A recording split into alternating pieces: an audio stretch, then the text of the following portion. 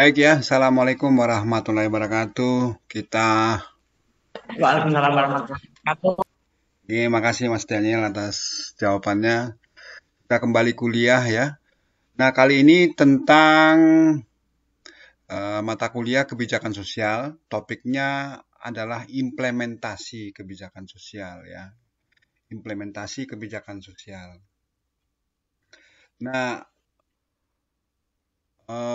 kita kutip dulu pernyataannya para pakar ya, salah seorang pakar, Bapak Wildavsky ya, yang menyebut bahwa kebijakan itu dibuat berdasarkan pengetahuan kita saat ini. Jadi bahwa kebijakan itu kita buat dengan pengetahuan kita saat ini tentang masa depan yang tidak pasti. Jadi kebijakan itu dibuat sekarang untuk dilaksanakan di masa-masa yang akan datang atau berapa bulan ke depan.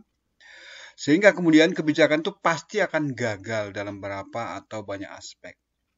Tergantung pada keakuratan pengetahuan dan keakuratan prediksi kita. Jadi kebijakan sosial itu kita rancang sekarang, lalu kemudian akan kita laksanakan 2, 3, 4 bulan ke depan, kita laksanakan di masa depan. Nah, bisa jadi masa depan itu berubah sehingga kemudian eh, kebijakan sosial itu sangat tergantung pada keakuratan pengetahuan dan keakuratan prediksi kita. Sehingga kemudian kalau tidak akurat maka cenderung akan gagal gitu ya. Nah, lalu kemudian kita masuk ke definisi sebentar ya. Masuk ke definisi apa sih yang dimaksud dengan uh, implementasi kebijakan ya. Jadi maaf ya. Oke.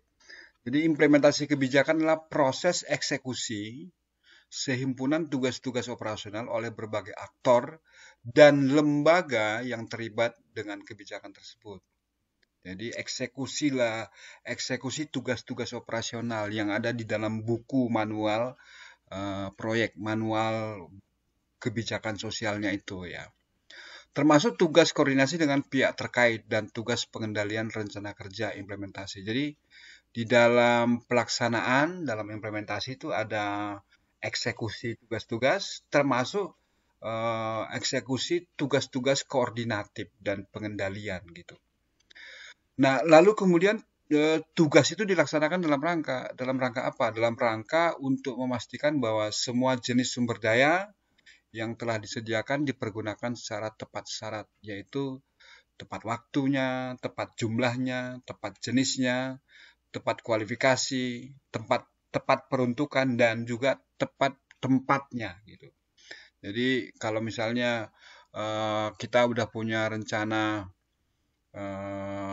akan melaksanakan bantuan ya, bantuan eh, misalnya beras untuk orang miskin, maka itu dipastikan agar seluruh tugas-tugas operasionalnya dilaksanakan.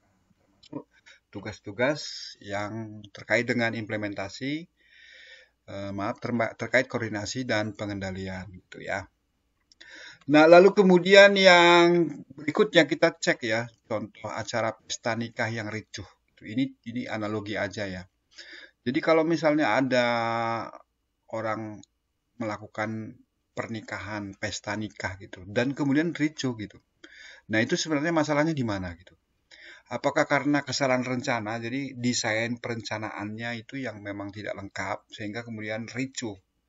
Atau masalah implementasi, desainnya udah bagus, cuman pada saat implementasi ada satu dan lain hal yang membuat acara itu jadi bermasalah gitu. Jadi ini juga harus dicek. Jadi uh, dari sini ada dua kemungkinan ya, ada dua kemungkinan uh, yang menyebabkan kegagalan kebijakan sosial, yaitu tentang desain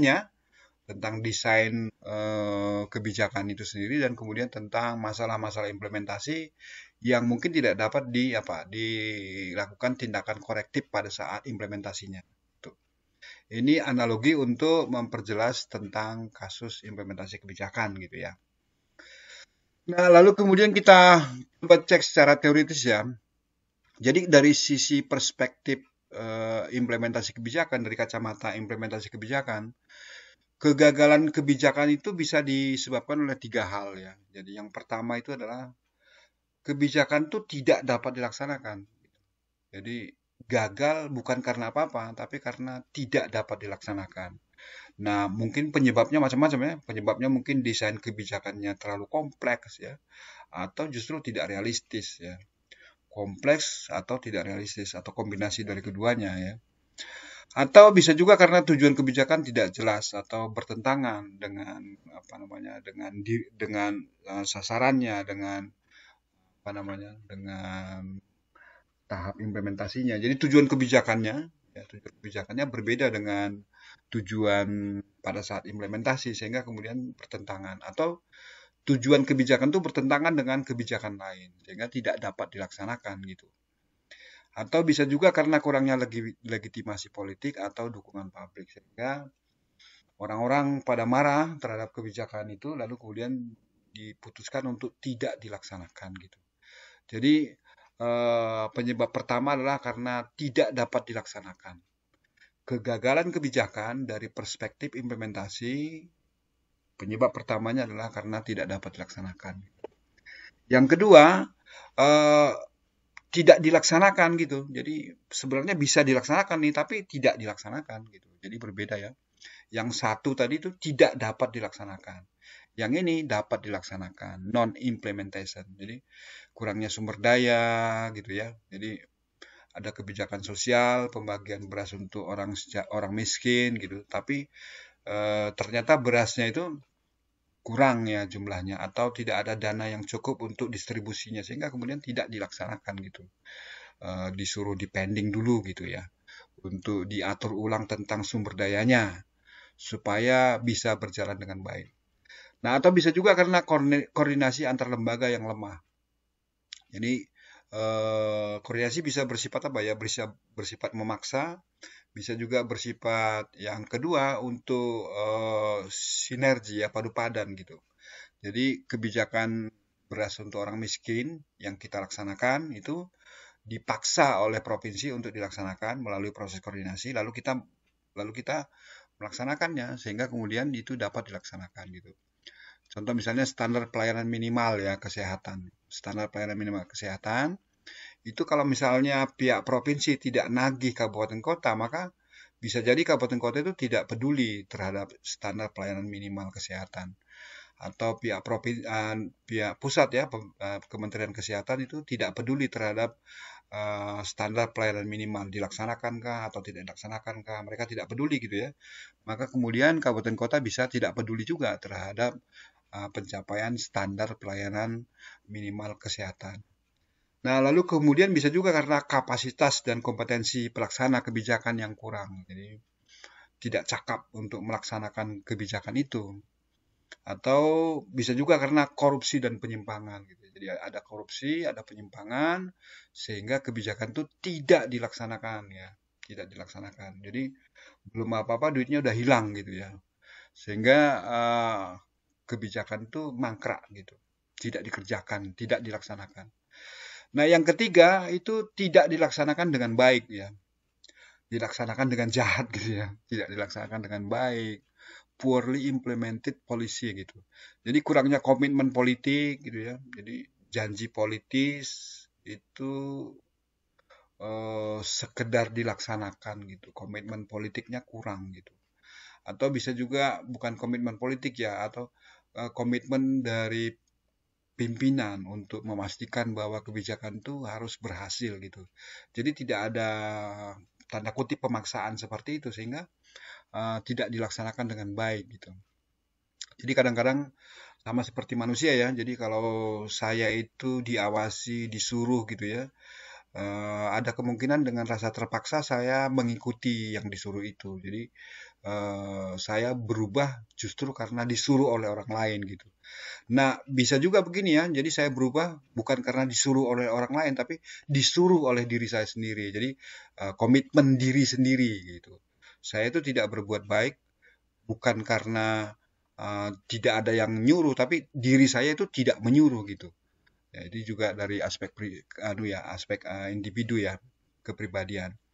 Nah, yang berikutnya adalah ketiadaan mekanisme pelaksanaan yang memadai gitu. Jadi ketika bikin kebijakan sosial, kita tidak merencanakan tidak membuat rencana implementasi gitu.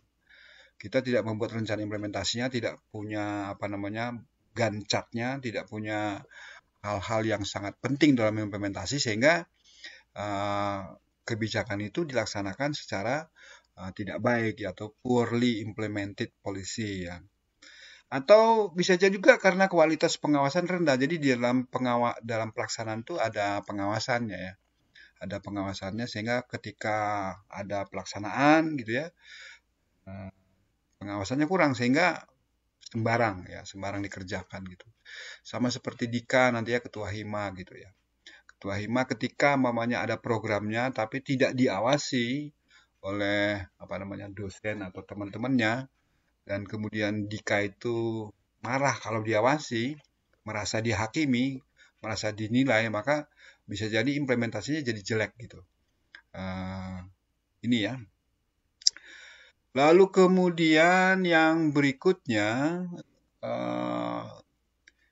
implementasi dalam siklus kebijakan gitu. Jadi dalam siklus kebijakan, gambar yang di sebelah kanan ya, gambar yang udah biasa kita lihat ya, ada agenda setting ya, menyepakati masalah yang akan dipecahkan, lalu policy formation, lalu kemudian implementasi, dan kemudian evaluasi. Ada beberapa hal ya yang perlu kita catat di sini.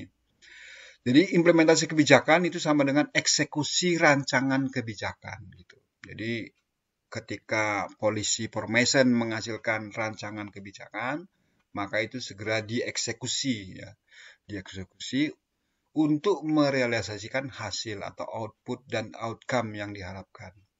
Jadi ada kebijakan misalnya pembagian beras untuk orang miskin, lalu kemudian dibuat tahapan implementasinya dan kemudian itu dieksekusi supaya apa? Supaya menghasilkan output dan outcome-nya, yaitu beras yang kemudian tersampaikan kepada masyarakat miskin sehingga atau agar masyarakat miskin itu tidak dalam keadaan kelaparan yang ekstrim gitu ya, bisa meningkat derajat kehidupannya dalam beberapa bulan ya, selama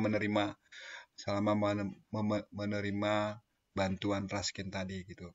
Jadi eksekusi rancangan kebijakan gitu. Nah, lalu kemudian berikutnya di tahap implementasi harus ada monitoring dan pengendalian. Agar apa? Agar hasil kebijakan itu dapat direalisasikan. Jadi ketika mamanya Mbak Alma ya bikin kebijakan distribusi Raskin gitu, lalu tidak ada mekanisme pengawasan, monitoring, maka itu bisa bermasalah ya, implementasinya bisa bermasalah. Jadi sebenarnya inherent ya, melekat dalam implementasi.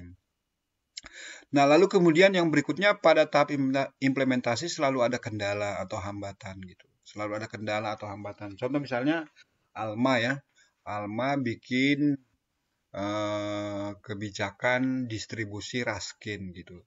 Lalu ada kendala di lapangan, contoh misalnya ya jumlah beras yang akan dibagikan itu berbeda dengan jumlah calon penerima, sehingga mau nggak mau ini harus diambil kesepakatan baru di lapangan, dan kemudian kita harus memanggil para pihak yang terkait dengan itu supaya kita tidak salah. Jadi kita panggil misalnya tokoh-tokoh masyarakat, lalu aparat pemerintahan yang terkait ya, lalu kemudian membicarakan masalah tadi. Jadi ketidaksesuaian antara jumlah beras yang di-drop ke kita dengan jumlah pemenerimanya gitu. Jadi itu diambil kebijakan bagaimana mengatasinya. Nah, supaya lebih tepat dia secara regulasi, dia tidak melanggar aturan, dan kemudian secara kepuasan masyarakat dia juga berhasil memenuhi harapan masyarakat gitu ya. Nah, umumnya implementasi diatur dalam sebuah prosedur implementasi dan tabel rencana kerja ya. Jadi ada namanya tabel rencana kerja. Tabel rencana kerja ini adalah hasil dari perencanaan pelaksanaan gitu. Jadi penyusunan rencana pelaksanaan. Jadi kebijakan sosial itu di dalamnya ada rencana implementasi gitu. Dan rencana implementasi itulah yang kemudian dieksekusi. Di dalamnya ada aspek monitoringnya gitu ya. Nah, lalu kemudian studi implementasi kebijakan publik. Jadi, kalau kita lihat skripsi ya, kita lihat skripsi ada banyak apa namanya, ada banyak judul-judul skripsi yang fokus atau berusaha untuk menilai ya implementasi kebijakan publik atau kebijakan sosial. Jadi kalau kalian nanti mencari-cari skripsi ya ada banyak studi implementasi ya gitu ya. Nah, ada beberapa catatan ya, studi implementasi itu muncul pertama kali pada tahun 70-an. Diawali dengan banyaknya kegagalan implementasi. Jadi kegagalan dalam implementasi. Jadi desain kebijakannya ada benar, tapi masalahnya adalah pada implementasi ya. Jadi ada yang istilahnya kegagalan pemerintah gitu, ada kegagalan pemerintah, government failure gitu. Nah, sebelum tahun 70-an, studi kebijakan publik cenderung terfokus pada formulasi kebijakan dan evaluasinya. Jadi dulu orang masih sangat berpikir tentang desainnya, formulasi desain kebijakan itu. Ya, dan kemudian nanti pada evaluasi kebijakannya, mengabaikan tahap implementasi gitu. Awalnya formulasi kebijakan itu tidak dipisahkan dari tahap implementasi kebijakan. Jadi pada saat kita memformulasi sebuah kebijakan, di dalamnya itu sudah ada rencana implementasi gitu. Nah, berikutnya adalah awalnya birokrasi diyakini otomatis dapat melaksanakan kebijakan secara optimal. Tapi kenyataannya ada masalah dalam implementasi ya. Jadi seperti yang disampaikan oleh Robert Merton, jadi birokrasi justru menghasilkan ketidakmampuan yang terlatih.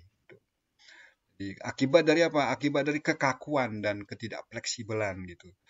Maka perlu ada reformasi birokrasi. Jadi zaman-zaman dahulu studi implementasi itu masih jarang, masih dianggap bukan masalah karena birokrasi itu pasti akan berhasil dalam mendeliver ya, mendeliver kebijakan. Tapi ternyata berbeda. Nah, secara empiris ya, memang apa namanya ada hubungan yang positif antara rata-rata skor birokrasi dengan rata-rata GDP, gambar yang di sebelah ini. Artinya apa?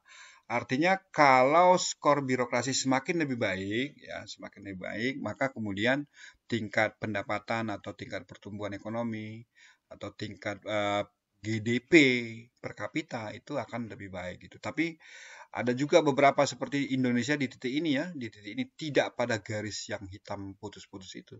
Jadi kalau kalian lihat ya, idealnya kan ada di garis ini gitu. Skor rata-rata birokrasinya bagus, maka GDP per kapita juga bagus. Tapi Indonesia agak di bawah gitu. Artinya apa? Artinya skor rata-rata birokrasi udah bagus, tapi ternyata GDP per kapitanya tetap tidak seperti teman-temannya, tidak seperti negara lain gitu. Berarti apa? Berarti kualitas birokrasi bukan satu-satunya penentu, ya, bukan satu-satunya penentu peningkatan GDP per kapita. Nanti di topik lain kita bahas ya. Nah, lalu kemudian ini semacam apa ya, semacam kerangka kerja logis dari sebuah kebijakan publik atau kebijakan sosial. Jadi adik-adik ini nanti dirimu akan terbiasa dengan kerangka kerja logis KKL gitu ya, kerangka kerja logis dari sebuah kegiatan ya. Nah, di sini kita lihat ya. Jadi sebuah kebijakan itu pasti punya input sebelah kiri ya, lalu kemudian punya proses implementasi, lalu kemudian punya keluaran, lalu kemudian dia punya outcome atau hasil, dan kemudian pada tahap berikutnya dia punya dampak yang kemudian menjadi solusi bagi masalah yang menyebabkan munculnya kebijakan itu. Gitu ya. Jadi sama seperti Alma misalnya ya. Alma kemarin kita cerita tentang bagaimana Alma itu datang ke sebuah desa, lalu kemudian melihat banyak keluarga miskin, maka dibuatlah semacam kebijakan. Nah, kebijakan itu pastinya mengurangi jumlah orang miskin. Karena apa? Kemiskinan itu sebagai dasar dari munculnya intervensi gitu. Nah, ini adalah elemen pokok dalam KKL ya. Jadi ada masukan, ada proses, ada keluaran, ada hasil, ada dampak, dan kemudian ada masalah gitu ya. Nah, ini saya ambil dari kebijakan atau program Jalan Lain Menuju Mandiri dan Sejahtera, Jalin Matra, yaitu penanggulangan kerentanan kemiskinan PK2 di Jawa Timur. Nah, ini ada sedikit catatan ya, ada sedikit catatan gitu ya, adik-adik ya. Jadi, kalau kita merencanakan sesuatu, maka pikiran kita langsung nembak ke dampak dulu gitu. Saya pingin bikin, saya pingin, saya pingin bikin kebijakan sosial. Dampaknya apa? Dampaknya adalah pendapatan masyarakat miskin itu meningkat gitu. Lalu kemudian apa syaratnya? Maka kemudian saya mulai berpikir syarat-syaratnya. Jadi pada tahap perencanaan kita berpikir jauh dulu ke depan, yaitu dampaknya. Pendapatan masyarakat miskin tuh harusnya makin meningkat gitu. Lalu kemudian kita bertanya apa syaratnya? Maka kalau yang di KKL ini usaha kecil Pokmas berkembang, jadi pakai metode apa? Metode pengembangan usaha ya. Usaha kecil, kelompok-kelompok masyarakat itu berkembang. Lalu kemudian apa syaratnya usaha-usaha kecil Pokmas berkembang? BUMDes dan Pokmas yang terbentuk itu harus ada. Lalu kemudian nanti supaya BUMDesnya dan kemudian Pokmasnya itu terbentuk, maka dibuat implementasinya sesiapa yang mengerjakan sehimpunan aktivitas apa, dengan siapa untuk menghasilkan apa, di mana, yang harus selesai kapan. Jadi itu eksekusi dari rencananya. Jadi dalam hal ini adalah pengembangan usaha untuk penanggulangan kerentanan kemiskinan. Yang diintervensi adalah BUMDesnya sama kelompok-kelompok masyarakatnya supaya diharapkan punya usaha ya. Lalu kemudian setelah intervensi usaha itu diharapkan berkembang ini ya hasilnya, dan kemudian pada hasilnya nanti dampaknya adalah pendapatan masyarakat miskin akan meningkat sehingga nanti akan mengurangi masalah kemiskinan gitu. Jadi ketika perencanaan kita berpikir jauh ke depan gitu. Kita berpikir ke masa depan. Dampaknya saya ingin supaya orang miskin itu berkurang. Nah, lalu kemudian istilahnya kita rancang ya. Istilahnya back from the future, kembali dari masa depan. Orang-orang perencanaan itu berpikir kembali dari masa depan. Kita ke masa depan dulu, melihat dampaknya telah terjadi, lalu kemudian dengan menanyakan apa syaratnya gitu.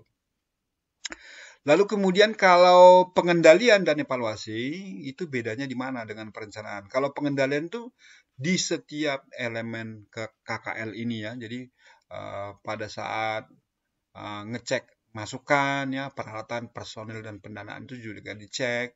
Lalu kemudian pengendalian pada saat implementasi, lalu kemudian pengendalian untuk ngecek spesifikasi ketercapaian outputnya, lalu kemudian hasilnya dan kemudian dampaknya itu dikendalikan ya. Bagaimana agar input tertentu dapat menghasilkan target kinerja yang lebih tinggi. Jadi dia berangkat dari kiri. Kalau perencanaan tadi back from the future, berangkat dari kanan, dampaknya dulu lalu kemudian dirancang gitu. Sementara kalau pengendalian itu dari kiri ke kanan gitu. Nah, begitu juga dengan evaluasi ya. Evaluasi itu berangkat dari input. Nah, jadi pertanyaannya adalah apakah input dapat menghasilkan target kinerja? Relevankah untuk kesejahteraan rakyat program itu?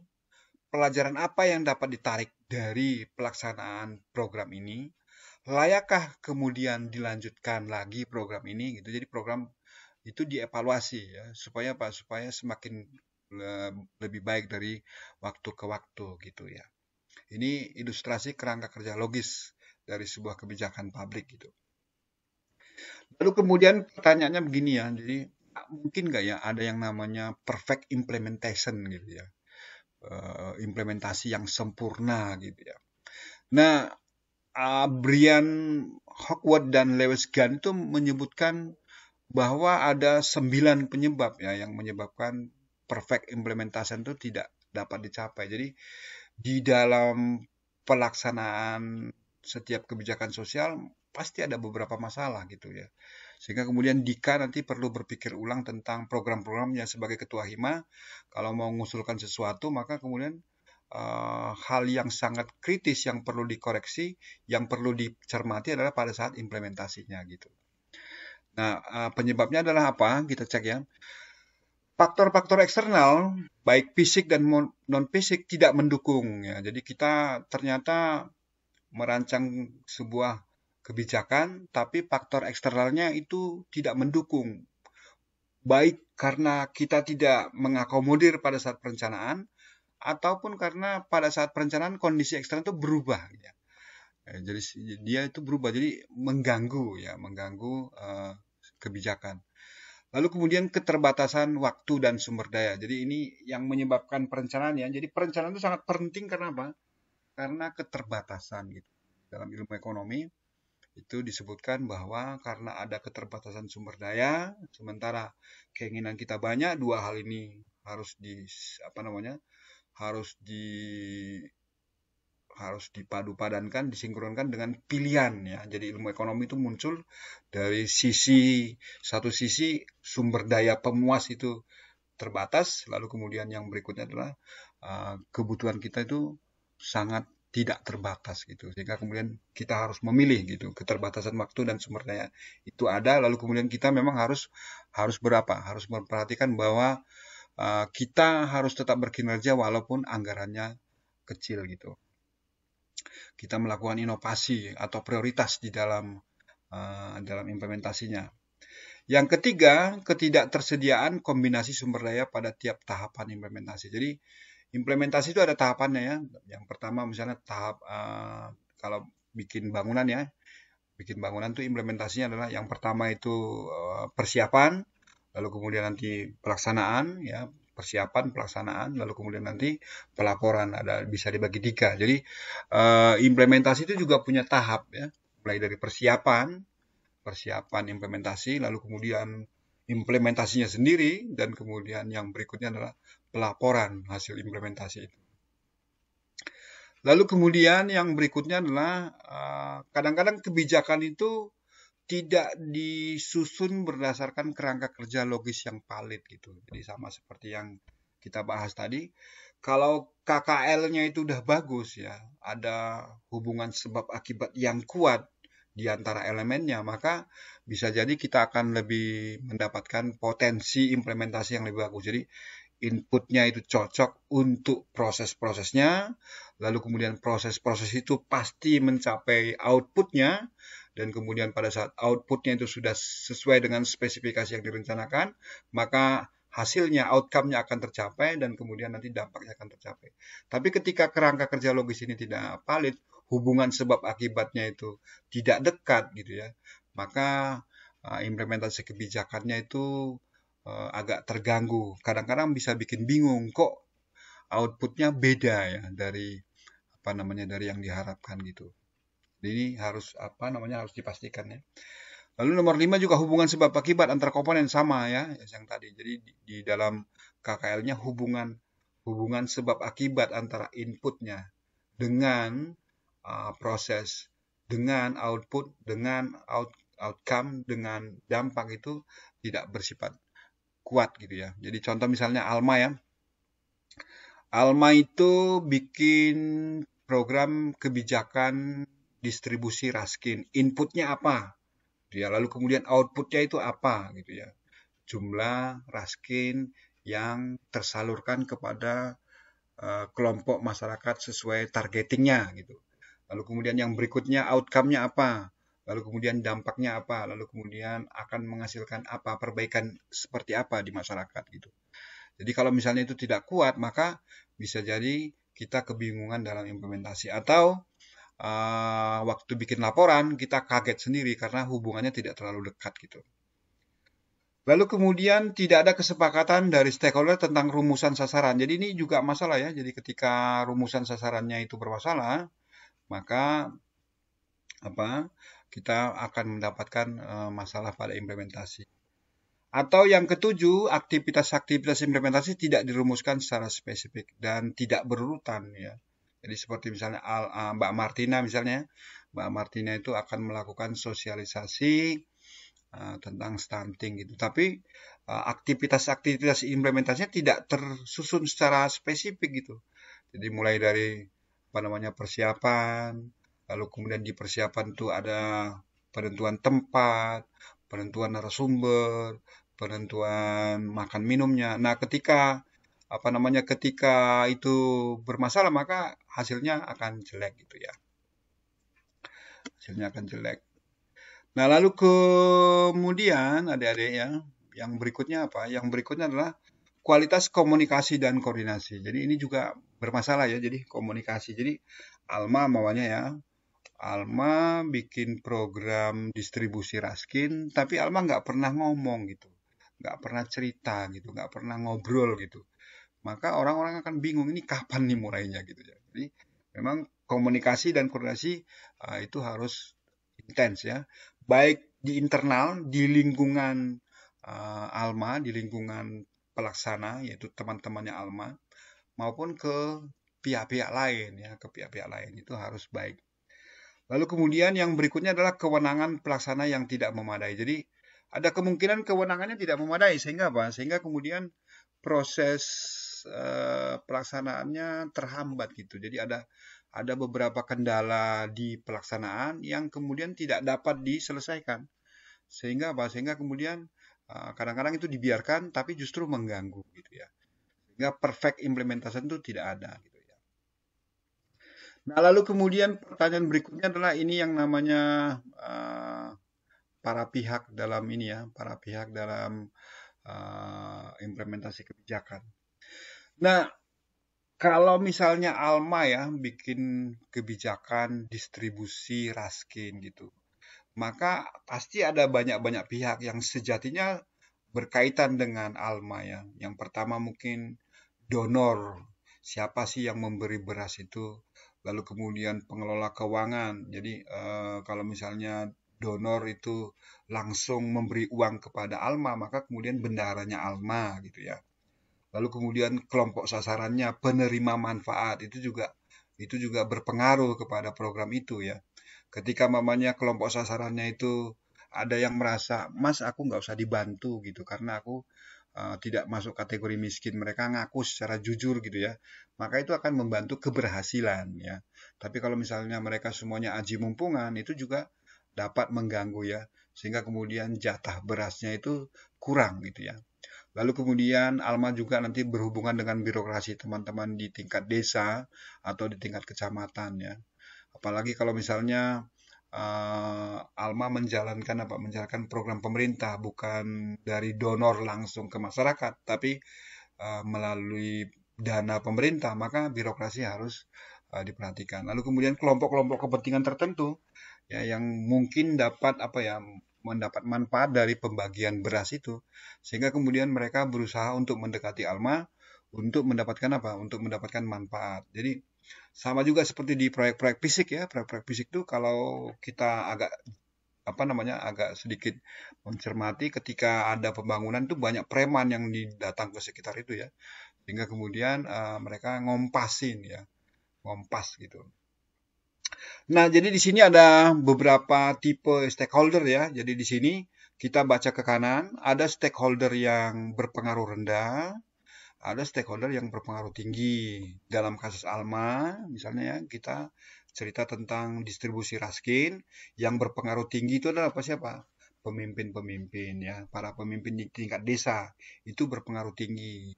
Atau ketua apa namanya? Ketua ini deh Pak Dukuhnya ya atau Pak RT-nya ya yang berpengaruh tinggi. Karena nanti menentukan siapa yang layak mendapatkan beras miskin itu. Lalu kemudian ada juga orang-orang yang berpengaruh rendah ya, seperti misalnya masyarakat itu satu saat individual ya, itu berpengaruh rendah dia. Dia kadang-kadang nggak dipanggil dalam rapat gitu. Lalu kemudian ada juga stakeholder itu yang punya tingkat kepentingannya rendah. Jadi misalnya Alma itu membagikan rastra beras miskin itu di kampungnya saya gitu ya. Dan kemudian saya ini bukan termasuk orang penerima bukan penerima beras dan kemudian bukan tokoh masyarakat, bukan apa gitu ya. Maka tingkat kepentingan saya rendah gitu. Lalu kemudian ada juga ya tingkat kepentingannya tinggi ya, tingkat kepentingannya tinggi. Jadi ada beberapa orang yang sangat apa? Sangat perlu diperhatikan ya. Contoh misalnya Alma membagikan beras kepada orang miskin dan orang miskin itu adalah stakeholder yang sangat penting gitu sehingga kemudian nanti kita bisa kombinasikan yang ini ya 4 kuadran ini ya. Jadi berpengaruh tinggi tapi dia merasa tidak punya kepentingan ya, tingkat kepentingannya rendah. Jadi ada tokoh masyarakat itu, dia sebenarnya berpengaruh tinggi tapi nggak peduli gitu, nggak peduli. Maka Alma akan kesulitan dalam berhubungan dengan tipe tokoh seperti itu. Yang sejatinya Alma sangat butuhkan untuk memperbaiki apa namanya, memperbaiki implementasi pembagian beras tadi ya. Atau bisa juga ya berpengaruh tinggi, orang Alma ketemu orang yang berpengaruh tinggi dan punya tingkat kepentingan tinggi gitu. Jadi misalnya kepala desa. Artinya apa? Kepala desa itu pengaruhnya tinggi ya dalam programnya Alma dan kemudian tingkat kepentingannya juga tinggi ya. Karena apa? Karena kalau sampai salah sasaran nanti Pak Lurahnya, Pak Kadesnya yang dapat masalah. Tapi bayangkan ya kalau misalnya dia masuk ke daerah yang hitam ini ya, jadi dia tidak peduli. Jadi Pak Kadesnya nggak peduli gitu. Nah ini masalah gitu. Nah, maka kita harapkan supaya orang-orang ya stakeholder-stakeholder yang memang berpengaruh tinggi itu mampu bergerak ke kotak yang hijau ini gitu ya. Kotak hijau ini. Lalu kemudian ada juga ya stakeholder yang sebenarnya berpengaruh rendah tapi tingkat kepentingannya tinggi. Jadi seperti misalnya beras miskin itu dibagikan ke saya, orang miskin ya. Saya kan penerima manfaat gitu ya. Tapi saya nggak bisa mengubah-ubah gitu. Saya nggak bisa apa namanya? Saya nggak bisa minta ke Alma, Mbak Alma, Bu, saya itu dikasih lebih banyak nggak bisa gitu ya. Tapi saya penting banget dengan apa namanya beras yang dibagikan. Maka saya disebut sebagai stakeholder yang cenderung tertindas, gitu ya. Cenderung tertindas tanda kutip gitu ya. Cenderung tertindas. Nah, eh, penerima manfaat ini memang harus diajak diskusi ya supaya apa? Supaya kemudian mereka dapat mendukung ya. Jadi misalnya kalau kalau saya tadi misalnya diajak ngobrol ya, Pak, beras miskinnya hanya 1 kilo loh gitu ya. Oke 1 kilo nggak apa-apa mas, saya nggak usah dikasih gitu ya. Dikasih aja ke orang lain gitu. Ini bisa membuat apa programnya lebih sukses gitu. Ada aspek kejujuran di tingkat lokal ya. Orang yang dibantu itu memberi saran yang lebih baik gitu. Nah, lalu kemudian ada juga seperti misalnya contoh misalnya saya itu Alma membagikan beras miskin di kampung saya dan saya cuman warga biasa, tingkat kepentingan saya rendah, saya cuman pemerhati aja. Saya cuman mendengarkan informasi bahwa ada pembagian beras miskin. Tapi kalau boleh sebenarnya saya digeser ya. Saya diajak untuk peduli, Mas. Bu, jangan terlalu cuek toh. Pedulilah pada apa? Pada orang-orang miskin di sekitarmu. Karena apa? Orang miskin itu kan bagian dari apa? Bagian dari yang Allah berikan untuk kemudian menguji keimanannya kita, gitu ya misalnya. Artinya apa? Rasa kepedulian saya itu bangkit untuk kemudian jadi orang yang peduli untuk memperbaiki program-programnya Alma, untuk mendukung program-programnya Alma supaya apa? Supaya implementasinya bagus gitu. Jadi ini stakeholdernya, ada stakeholdernya ya. Nah, lalu kemudian implementasi kebijakan tuh ada yang top down, ada yang bottom up ya. Jadi ini ada apa namanya? Dulu di awal-awal studi implementasi itu ya pendekatan cuma dua, pendekatan top down sama bottom up gitu. Jadi pemerintah pusat atau para politisi itu mendesain sebuah kebijakan, lalu kemudian itu diminta dilaksanakan oleh para birokrat ya, top down ya. Lalu kemudian ada juga sih memang yang dari bawah ke atas gitu ya. Nah, ini yang dulu ya. Jadi kita bisa bedakan kedua pendekatan ini. Jadi fokus awalnya adalah keputusan pemerintah pusat ya, dibuat oleh atasan dan dilaksanakan oleh bawahan ya. Pusat membuat kebijakan, pemerintah daerah itu melaksanakan. Atau kalau pemerintah daerah yang membuat, lalu kemudian kelompok-kelompok masyarakat yang melaksanakan. Tanpa ada konsultasi dari bawah ke atas, gitu ya, top down gitu. Nah, kalau yang di sisi lain adalah aktor dan jaringan implementasi lokal yang lebih dekat dengan kebutuhan kelompok sasaran diajak ya. Jadi fokus awalnya itu pada mereka ya. Nah, lalu kemudian identifikasi aktor utama. Aktor utamanya adalah dari puncak ke bawah, dari para pemimpin elitis ya. Nah, sedangkan yang di sebelah kanan itu dari dasar ke atas. Jadi beberapa tokoh-tokoh ya tetap elitis juga ya. Elitis di tingkat lokal ya. Jadi kadang-kadang uh, top down itu elitis itu konsep elitis itu bisa berjenjang ya. Kalau kita melihat dari Jakarta atau dari pusat ke daerah, maka elitisnya ada di apa namanya di pusat gitu ya. Sementara kalau kita di desa udah lebih dekat ke masyarakat gitu ya, tingkatnya lebih kecil, skopnya lebih kecil, ada juga elitisnya yaitu para pemimpin dan kemudian tokoh-tokoh masyarakat ya. Itu elitnya gitu.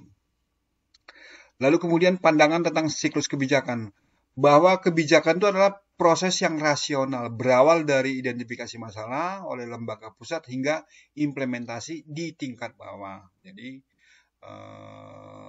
model perumusan programnya itu memang mengikuti proses rasional tahap by tahap gitu, siklus gitu. Dirancang oleh pusat, dilaksanakan oleh bawah.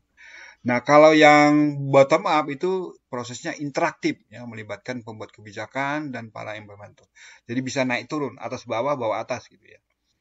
Lalu kemudian kriteria evaluasi, fokus pada evaluasi pencapaian tujuan formal ya, bukan pada evaluasi ada tidaknya dampak ya. Sementara kalau pendekatan bottom up itu ya kurang jelas ya. Jadi proses evaluasinya itu dan kriteria evaluasinya mungkin sangat butuh kesepakatan di antara masyarakat tingkat bawah.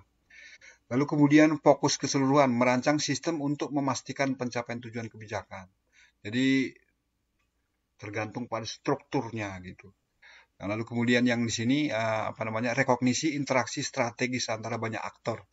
Jadi memang agak pakai jejaring gitu ya, jejaring menghubung-hubungkan beberapa tokoh-tokoh, beberapa lembaga-lembaga di tingkat bawah supaya saling mendukung ya, saling mendukung untuk mendukung implementasi.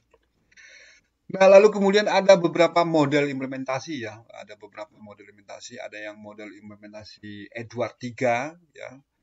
Edward III berasumsi bahwa kebijakan sudah dirumuskan secara tepat ya.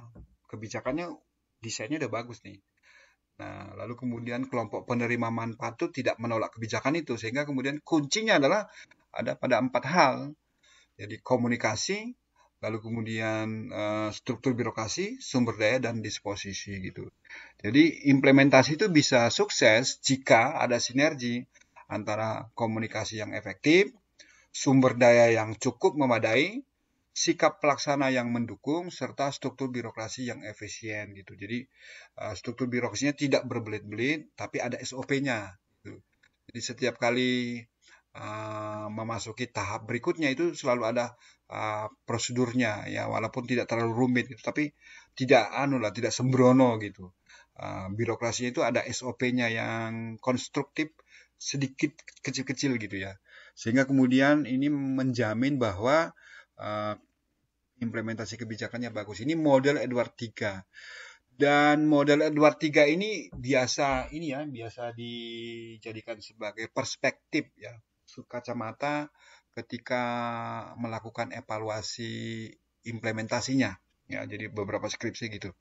Jadi misalnya Dewafi itu melakukan kajian implementasi pengentasan kemiskinan gitu. Maka yang dilihat adalah aspek komunikasinya, ya, komunikasi vertikal, horizontal, ya, lalu kemudian struktur birokrasi, ya, struktur birokrasi dan berikut SOP kewenangan-kewenangan, lalu kemudian ketersediaan sumber daya, baik uang maupun non uang, lalu kemudian disposisi, ya, sikap pelaksana, ya, misalnya pelaksana yang pengentasan kemiskinan itu adalah orang-orang yang menghibahkan hidupnya ya pada pengentasan kemiskinan itu berbeda dengan orang-orang yang sekedar mengejar proyek gitu ya. Jadi disposisi ya berbeda. Lalu kemudian nanti implementasinya. Ini adalah model implementasi yang paling sederhana ya, model Edward III. Jadi dia hanya melihat ada 4 aspek ya, di komunikasi, di struktur birokrasi, di sumber daya dan disposisi. Nah, WAFI ketika akan menggunakan perspektif ini dalam studi implementasi, dia akan ngecek aspek-aspek komunikasi ya. Aspek-aspek komunikasi vertikal, horizontal, formal, informal ya. Lalu kemudian nanti melalui media apa komunikasi itu ya. Lalu kemudian struktur birokrasi, sumber daya dan disposisi. Ini model implementasi yang sederhana. Lalu kemudian ada juga model implementasi Pan Meter dan Pan Horn ya. Ini jarang dipakai ya. Jadi implementasi kebijakan itu tergantung pada ada tidaknya standar dan tujuan kebijakan yang jelas. Jadi ketika tujuannya udah jelas, lalu kemudian standar-standar dalam pelaksanaan sudah ada, sumber dayanya juga cukup, koordinasi berjalan lancar, lingkungan ekonomi, sosial, dan politik itu mendukung, tidak ada bencana gitu ya, atau tidak ada kerusuhan sosial, maka kemudian pelaksana akan dapat mencapai apa? Mencapai implementasi yang berhasil gitu. Jadi ini lebih rumit ya, dan lebih rumit dari model Edward III tadi. Jadi implementasi berhasil jika ada standar dan tujuan kebijakan yang jelas, ada sumber daya yang cukup, ada koordinasi antar organisasi yang lancar, dan lingkungan ekonomi, sosial, serta politik yang mendukung kondusif, sehingga kinerja pelaksana dapat mencapai hasil yang diharapkan. Pada akhirnya itu tergantung pada sikap pelaksana, tetapi unsur-unsur lain harus mendukung ya, termasuk apa? Termasuk desain dari kebijakannya tentang kejelasan tujuan dan sasaran dan ketersediaan apa? Ketersediaan sumber daya termasuk sistem insentif, reward and punishment-nya di dalam gitu. Jadi dia lebih kompleks gitu. Model implementasi dari Pan Meter dan Pan Horn gitu. Lalu kemudian ada juga yang namanya model Merrill S. Grindel ya. Ini juga tergantung pada banyak hal ya, pada banyak hal yang secara umum terbagi dua, content of policy ya, dan kemudian context of policy gitu ya, atau context of implementation ya, maaf tadi, context of implementationnya. Implementasi berhasil jika isi kebijakan, konten dari kebijakan sesuai dengan kebutuhan masyarakat, dan konteks implementasinya juga ya tepat gitu ya, serta ada dukungan dari pelaksana yang berkapasitas, kekuatan politik yang mendukung, dan resistensi dari masyarakat itu dapat diatasi. Ini kalau misalnya Mas Daniel ya menggunakan model ini dalam melihat katakanlah program pelayanan lansia di tingkat desa, maka yang diperhatikan adalah desain dari kebijakannya. Ya, para pihak yang berkepentingan terpengaruh itu dicek apakah mereka mendukung atau enggak. Lalu tipe manfaat yang didapatnya, tingkat kompleksitas perubahan yang dicita-citakan, pusat pengambilan keputusan, pelaksana program, sumber daya yang disediakan. Nah, kalau isi kebijakan itu mendukung, maka satu hal kita dapat ya, pasti akan berhasil nih. Lalu kemudian tentang konteks dari implementasi. Jadi kekuasaan, kepentingan, dan kemudian strategi yang dirasakan para pihak lain. Apakah mereka mengurusui nggak sih gitu? Ya, apakah mereka bermain ya di dalam programnya kita sehingga kemudian mengubah atau mempengaruhi kesuksesannya. Lalu kemudian karakteristik kelembagaan dan rezim pemerintahan dan kemudian tingkat kepatuhan pada aturan ya. Jadi ini mirip struktur birokrasi sebenarnya, tingkat kepatuhan pada aturan. SOP gitu ya, SOP-nya, standar operasional prosedurnya.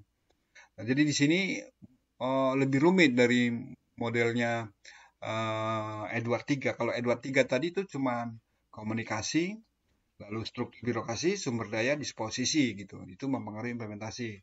Kalau misalnya Mas Dika itu bikin skripsi misalnya, bikin skripsi studi implementasi layanan atau penanggulangan stunting gitu ya, penanggulangan stunting. Maka kemudian yang dilihat adalah tentang komunikasi, struktur birokrasi, disposisi sumber dayanya. Jadi ada butir-butirnya di dalam ya.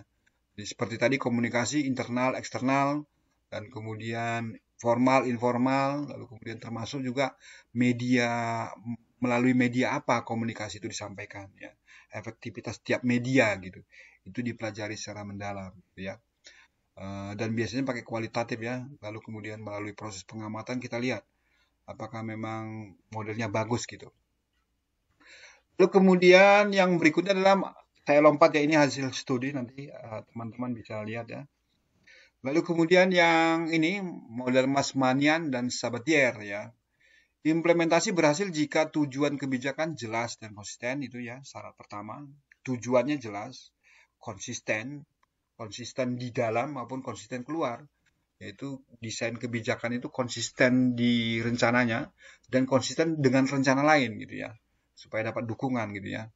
Lalu kemudian tergantung juga kondisi eksternal seperti lingkungan sosial, ekonomi, dan politik gitu ya. Dan kemudian kapasitas dan komitmen yang kuat dari para pelaksana ya. Jadi ini adalah gambar yang umum dari model Masmanian dan Sabatier tentang apa? Tentang implementasi gitu.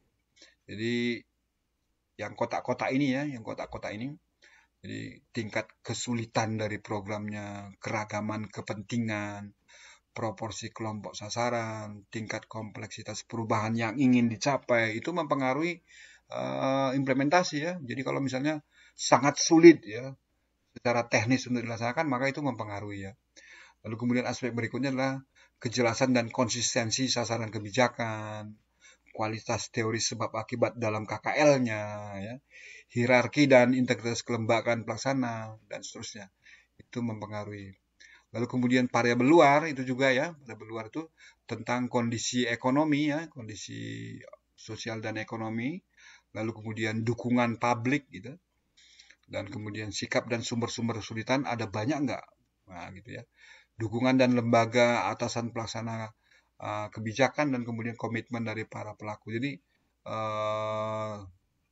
model Masmanian dan Sabatier itu melihat tiga aspek besar ya, tiga aspek besar, traktalitas atau kemudahan identifikasi masalah, lalu kemudian kemampuan kebijakan dan strukturalisasi proses implementasi, dan kemudian variabel luarnya. Ya, variabel luarnya itu yang menurut model Masmanian. Nah ini kalau diringkas ya di dalam sebuah tabel. Edward 3 itu kuncinya adalah komunikasi, sumber daya, disposisi pelaksana ya, disposisi dari pelaksana, lalu kemudian struktur birokrasi. Ini yang paling populer ya, model Mas Edward 3. Lalu kemudian Panmeter dan Panhorn itu ya, tentang standar dan tujuan kebijakannya, sumber dayanya, komunikasi antar organisasi, kinerja pelaksana, lingkungannya juga ya. Jadi seperti di sini misalnya ya, di Edward 3 itu tidak ada aspek lingkungan ya, diasumsikan bahwa lingkungannya itu kondusif. Artinya ada dukungan dari faktor eksternal bahwa kebijakan itu sudah benar gitu.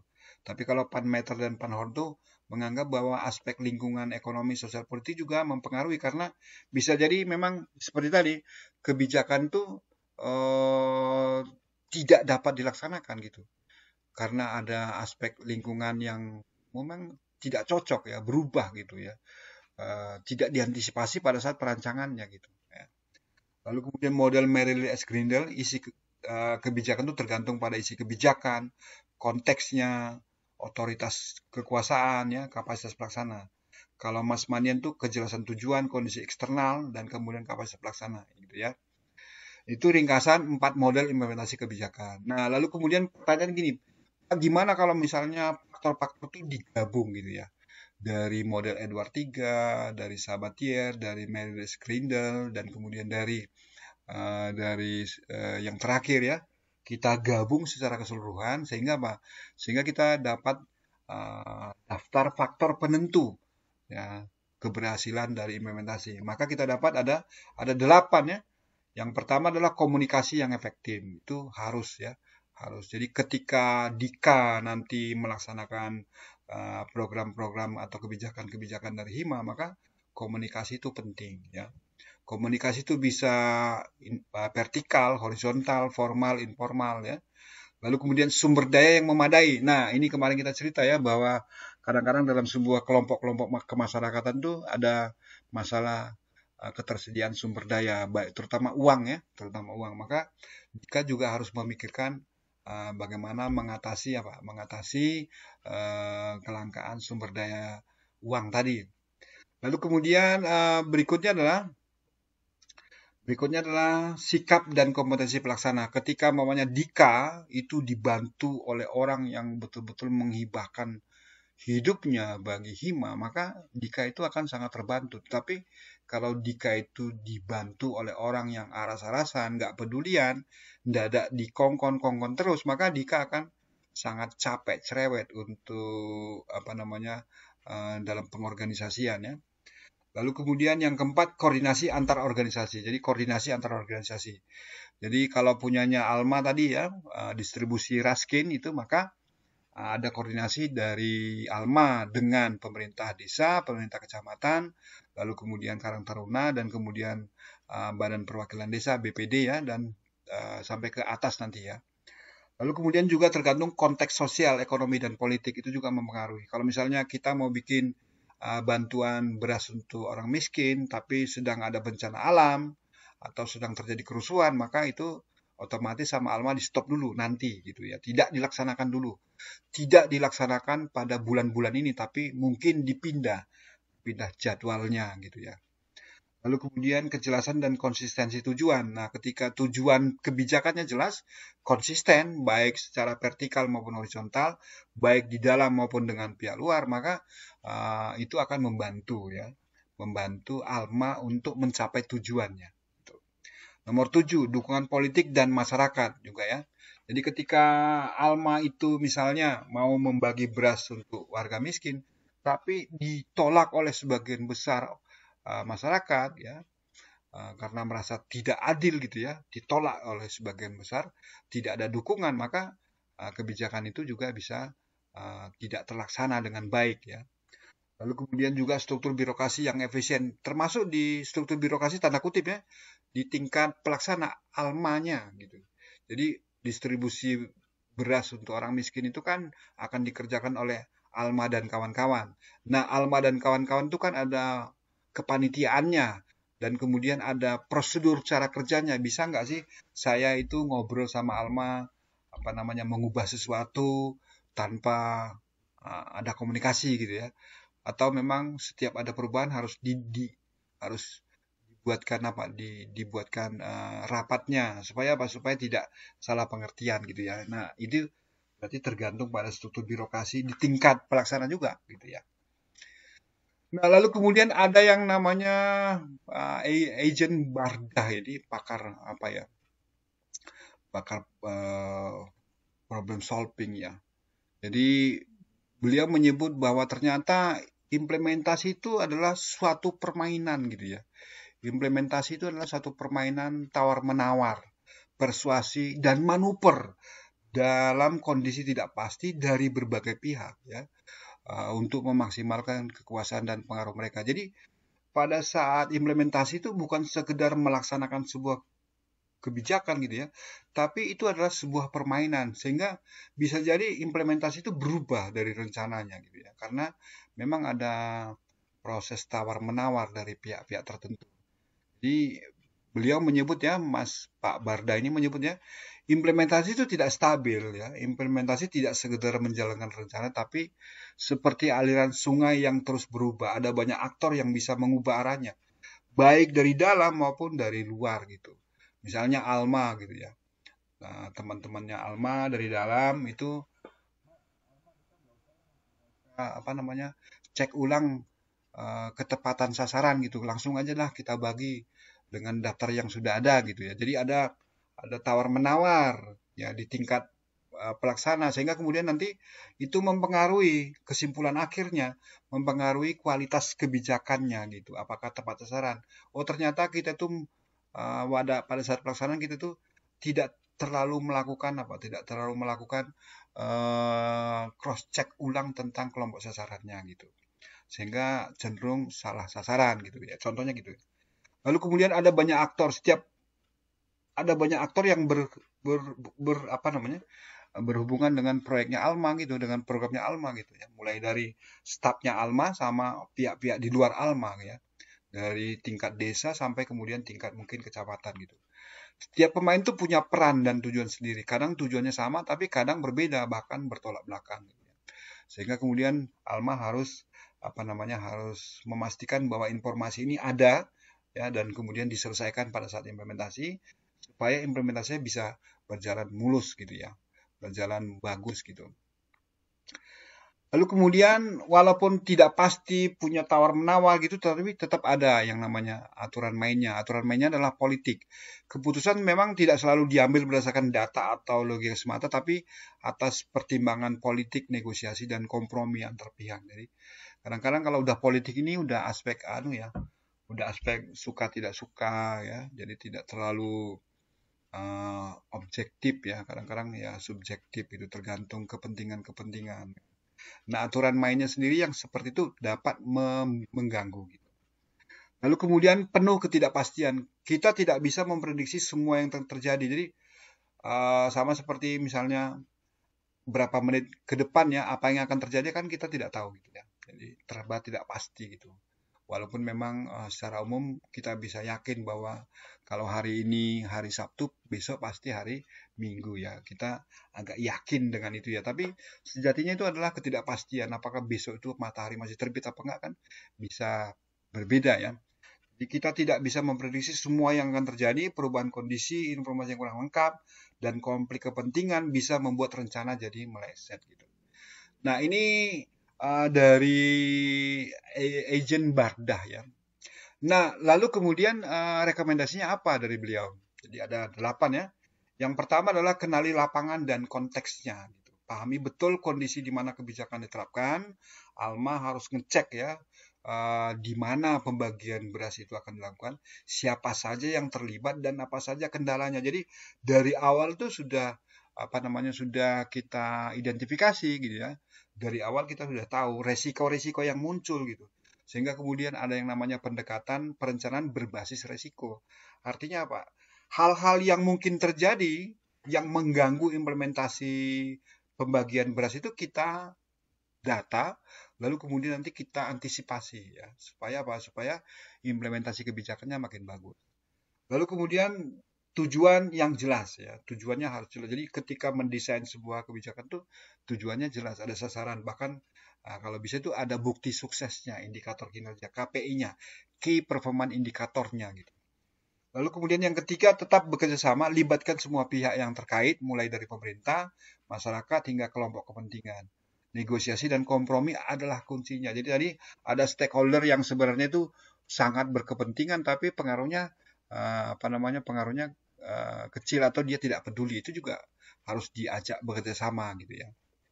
Lalu kemudian rencana yang fleksibel. Nah, rencana yang fleksibel ini kadang-kadang salah mengerti. Apakah tujuannya yang berubah atau ada hal-hal taktis yang bisa diubah gitu. Jadi sebenarnya yang bisa diubah adalah hal-hal taktis, teknis, kecil gitu. Tujuannya tetap sama seperti misalnya Alma ya. Tujuannya adalah tetap yaitu mendistribusikan raskin gitu ya. Beras untuk orang miskin itu tersampaikan kepada kelompok sasaran. Tapi cara pengecekan cara pengecekan kelompok sasarannya tidak harus melulu pakai satu metode gitu ya, bisa pakai metode yang lain. Sehingga apa? Ketika metode yang satu itu tidak dapat dilaksanakan, masih ada metode lain gitu. Lalu kemudian yang berikutnya adalah ada pemantauan yang terus-menerus ya. Periksa terus perkembangan pelaksanaan kebijakan. Jika ada masalah, segera ambil corrective actionnya. Segera diperbaiki gitu ya, segera perbaiki. Jadi nanti seperti